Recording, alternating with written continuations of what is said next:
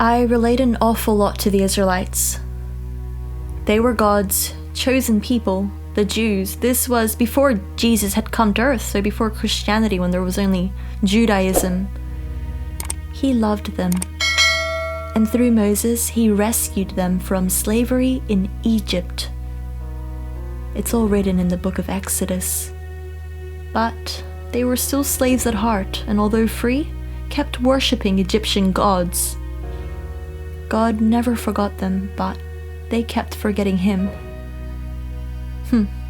I think that summarizes a lot of the Old Testament, and although I hate to admit it, I relate. God saved me from my old life, maybe about 6 years ago now, and although free, I continued setting up idols in my life and forgetting him, idolizing a relationship, idolizing a career, because I think whatever you put above God, that is your idol.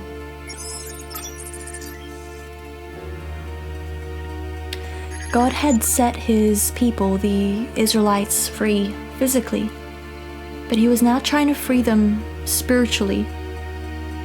As they wandered the wilderness on a mountain, he gave their new leader the 10 Commandments, and we've all heard of them, but what hasn't been discussed as often is that God also gave Moses a meticulously detailed set of instructions on how to build what was called the sanctuary or the tabernacle.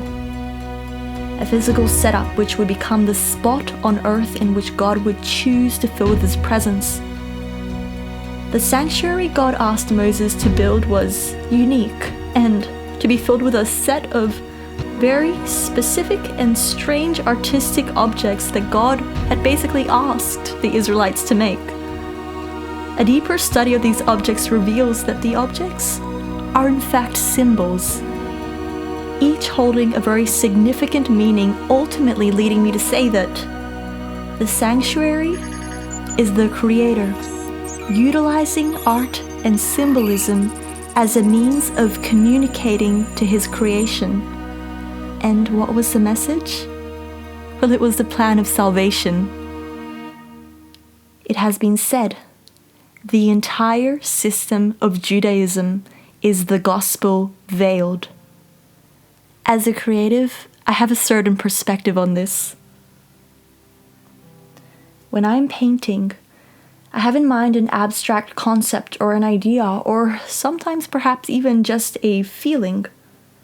I will look for objects or stories or colors that can capture that concept or feeling, but what I'm really longing for is to be able to create a painting which, when you look at it, you will see what I see. And as you can imagine, this is very difficult to do, and I don't know that I have ever come close, and the whole process can be downright frustrating.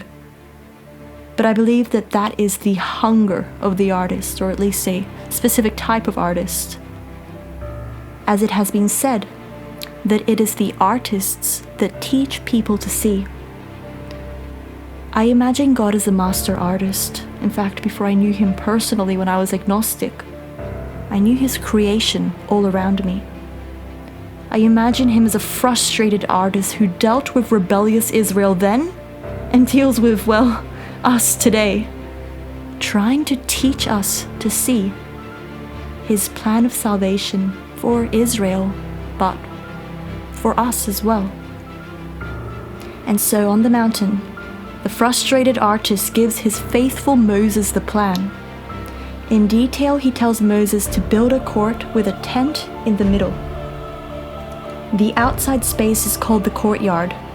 The inside of the tent is divided in two, the holy place and the most holy place. I will now discuss the objects briefly, but in future episodes we'll go into each object of the sanctuary to discuss its meaning. Subscribe today so you can see upcoming episodes. In the outer courtyard, there is an altar of sacrifice where they would burn offerings of many kinds to God, and a laver where the priests would wash their hand. Inside the tent is the holy place.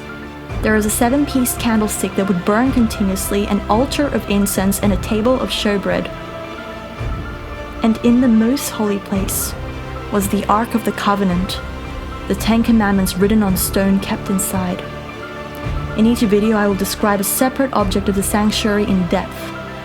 The videos will be creative and personal, but the facts will be based solely on the Word of God.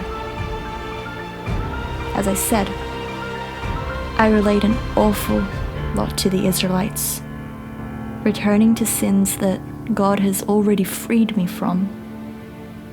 Thank God for second chances. I'm excited for this journey through the sanctuary and to be able to understand the gospel in a whole new light, allowing this master artist to teach me to see. Join me.